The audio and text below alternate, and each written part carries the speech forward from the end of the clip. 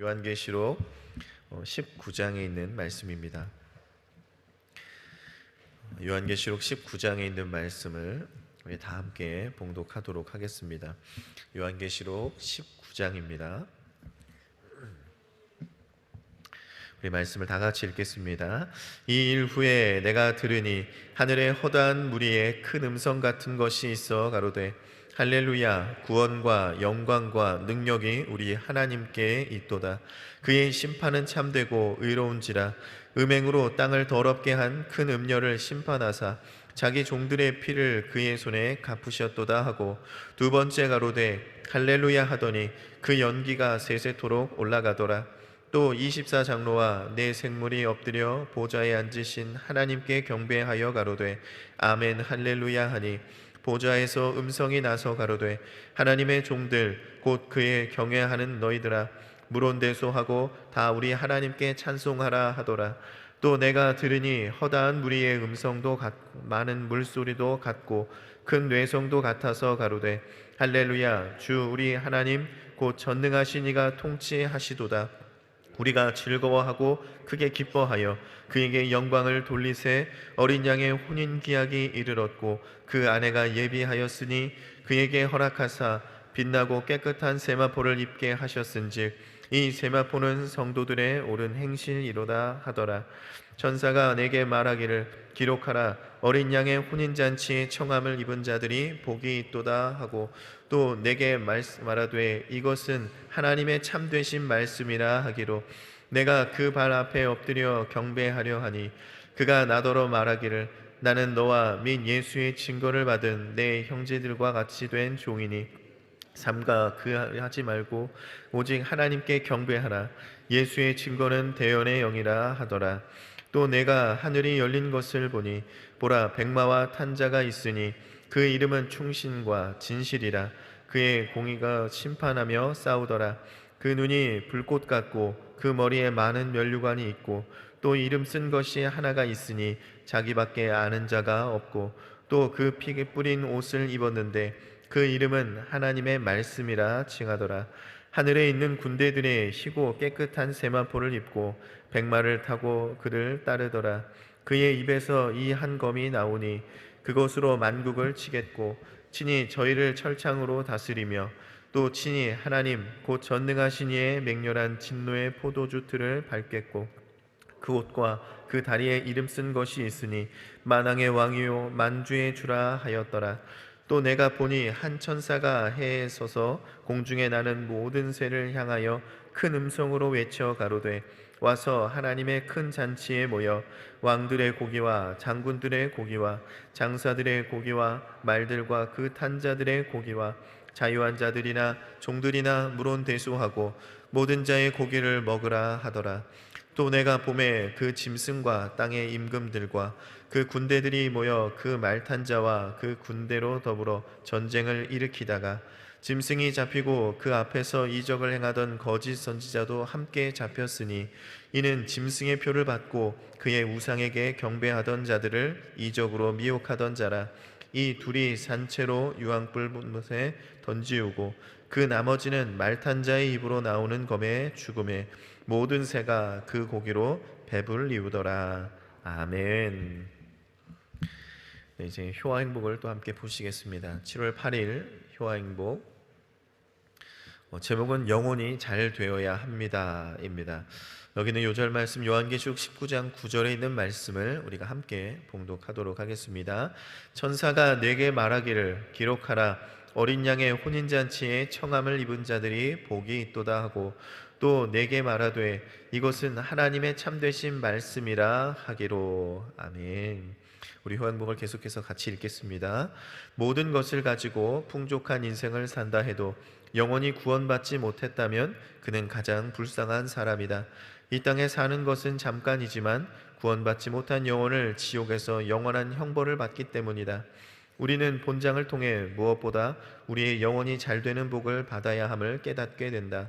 마침내 7년 되한날이 끝나고 백마를 타신 예수님께서 심판주로 재림하신다. 그때 적 그리스도와 거짓 선지자는 아마겟돈 전쟁을 준비하여 재림하시는 예수님을 대적할 것이지만 만왕의 왕이신 예수님의 심판을 받아 유황불 못에 던져질 것이다. 또한 그들을 따랐던 왕들을 비롯하여 많은 사람들도 심판을 받아 죽게 될 것인데 이들의 시신은 새들의 먹잇감이 될 것이다. 새가 그 시체를 뜯어 먹는다는 것은 전쟁의 참혹함과 함께 하나님의 저주를 받았다는 뜻이다. 또한 이것은 믿는 자들을 핍박하며 하나님을 대적했던 모든 사람들이 영원히 버림받게 될 것을 상징적으로 보여주는 것이다. 하나님을 거부하다가 영원한 형벌을 받는다면 얼마나 불쌍한 인생인가. 사람은 영원한 형벌을 받든가 영생의 축복을 누리든가 두 가지 길밖에 없다.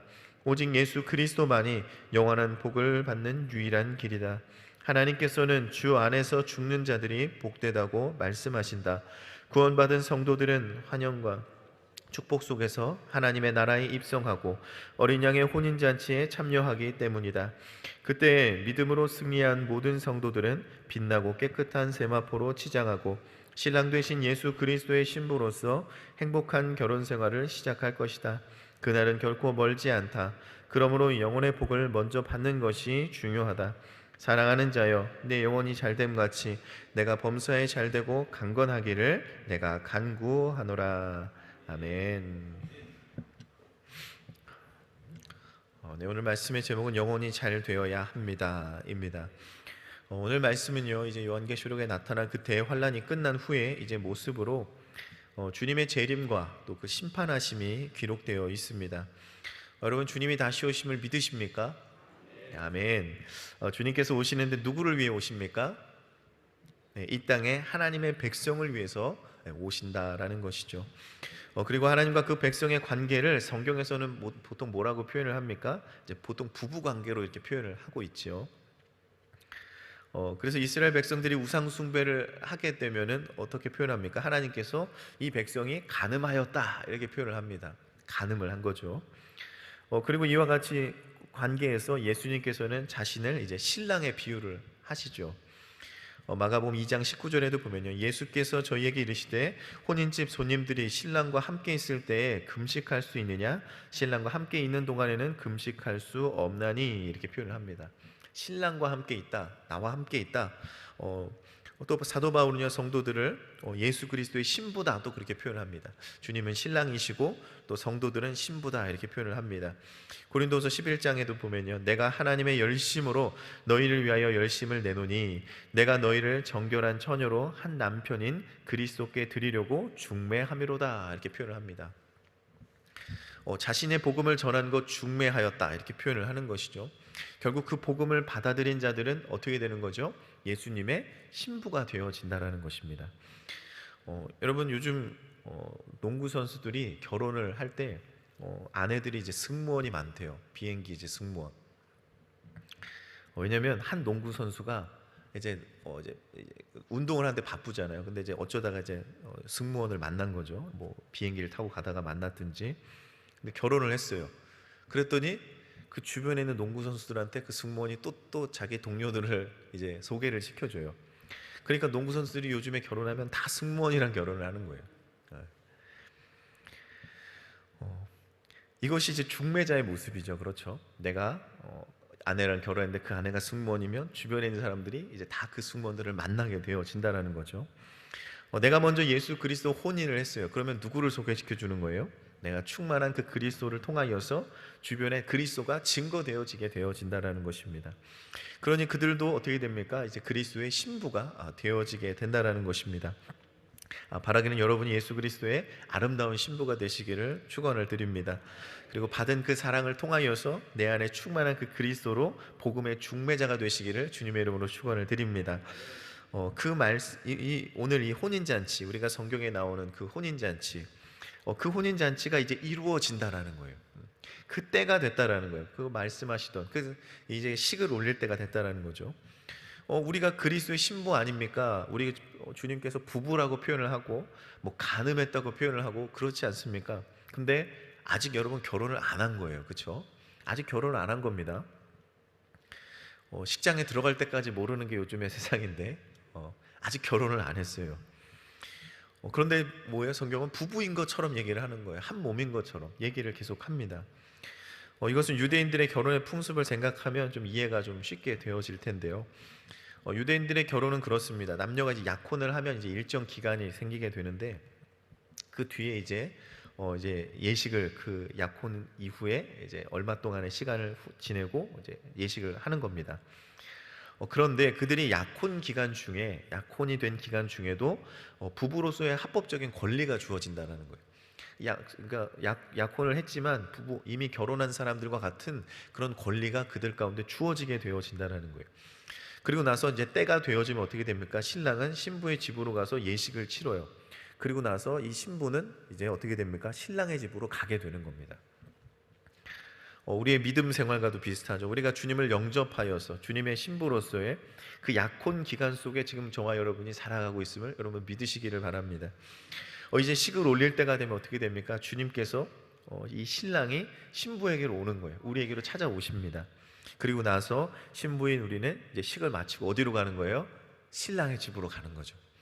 주님이 계신 우리가 영원한 천국의 삶을 누리게 됨을 여러분 믿으시기를 바랍니다. 오늘 7절에 그렇게 말씀하죠. 우리가 즐거워하고 크게 기뻐하며 그의 영광을 돌리세. 어린 양의 혼인 기약이 이르렀고 그 아내가 예비하였으니 그렇게 말씀하고 있습니다. 크게 즐거워하고 기뻐합니다. 왜요? 이제 주님과 혼인잔치를 치를 때가 왔기 때문에. 여러분 기대하고 기다렸던 그날이 이제 오는 거예요. 여러분 결혼식을 올리기 전에 기다리는 동안에 그 어떤 설레임이 있지 않습니까? 결혼식 날짜를 잡고 이제 그 날짜가 다가올 때 그 가운데 이제 설레임이 있다라는 거예요. 또 어떤 게 있습니까? 긴장감이 있죠. 긴장감이 있습니다. 얼마나 떨립니까?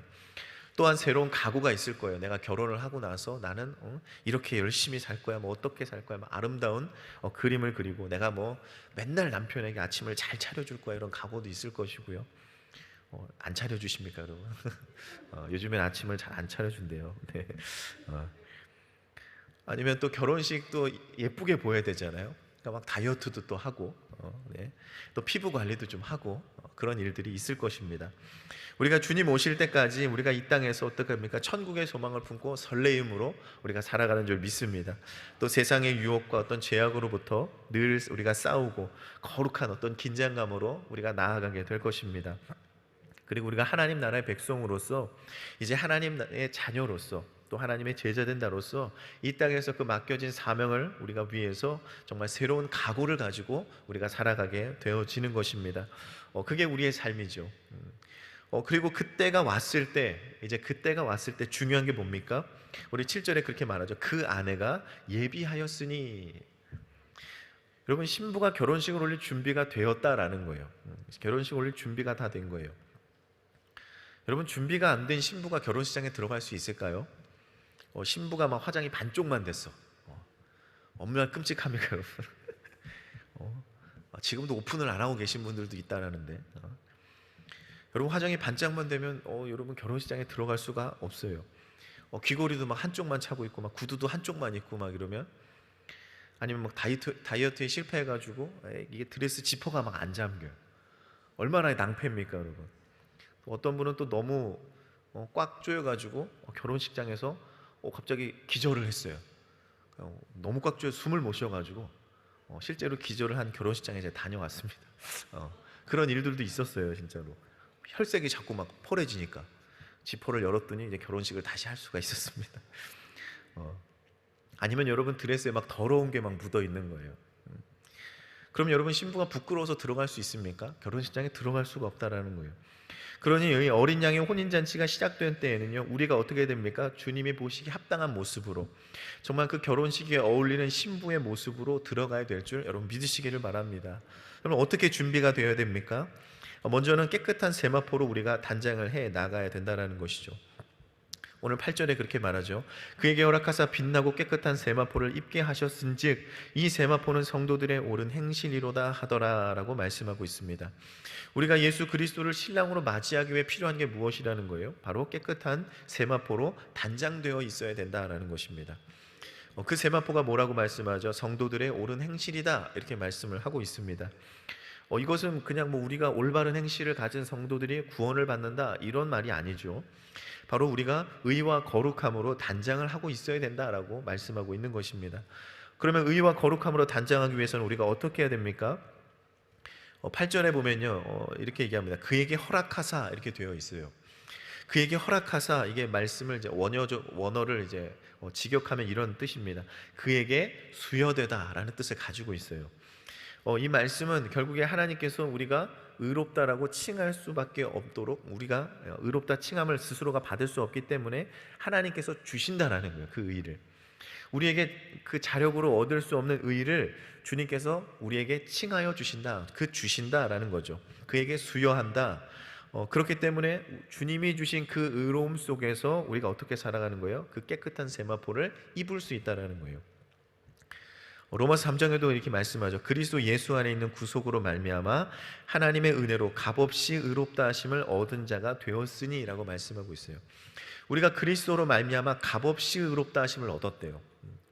그러니까 예수님을 통해서 그분의 영을 받아서 주님께 우리가 의롭다고 인정을 받는 삶이 되어지면 그 의를 통해서 우리가 깨끗함을 입어서 이 땅에서 정결한 삶, 하나님 보시기에 정말 옳은 삶, 옳은 행실을 하는 그런 거룩한 백성으로 이 땅에 살아갈 수 있다라는 거예요.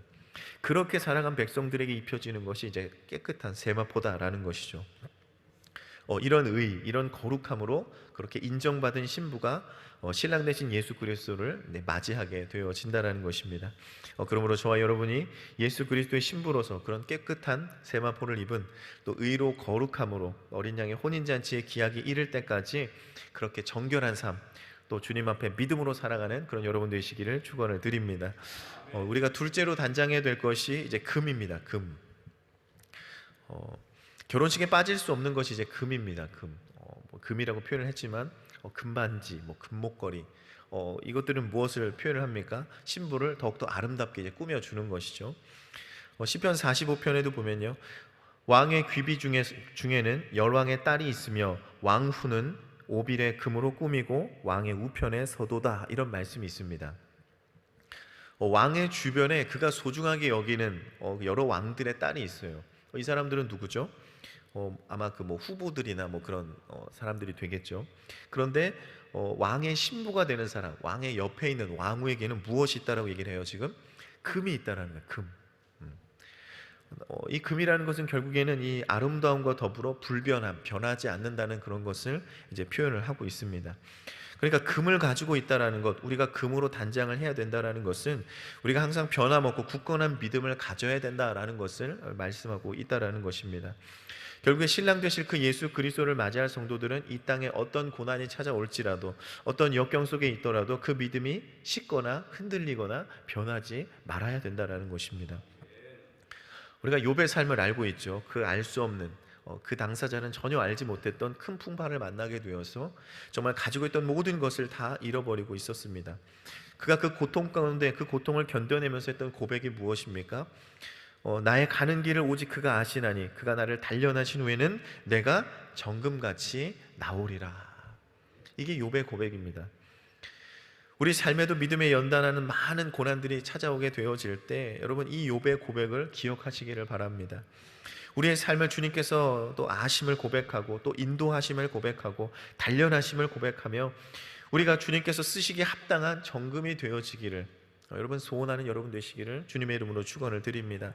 그래서 정말 이 험하고 정말 이 못된 세상에서 여러분 변함없이 그 믿음을 굳건히 지키고 그 믿음을 인정받는 정말 빛나고 영광스러운 그런 성도들이 되시기를 주님의 이름으로 축원을 드립니다. 신부가 아름다운 정금으로 단장한 것 같이 정말 어린 양의 혼인잔치를 정말 온전한 믿음으로 준비하는 그런 여러분 되시기를 다시 한번 축원을 드립니다. 말씀을 정리하겠습니다. 여러분, 그리스도의 신부로서 이 땅에서 정말 그리스도를 맞이할 준비를 여러분 어떻게 해 나가십니까?